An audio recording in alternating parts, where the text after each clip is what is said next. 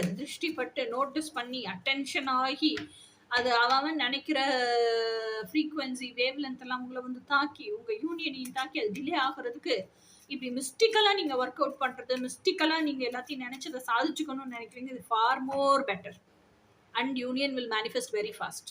That is my own experience also. சரி, அடுத்த card என்ன, அடுத்த பிளாக்கேஜ் என்ன, how to navigate through it. ஹாரே பாபா, it's not blockage. You're free from all the blockages. You're learning about your yin and yang, your femininity, your masculinity.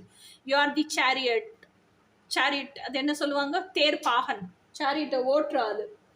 So you are taking care of your health also. This is divine union.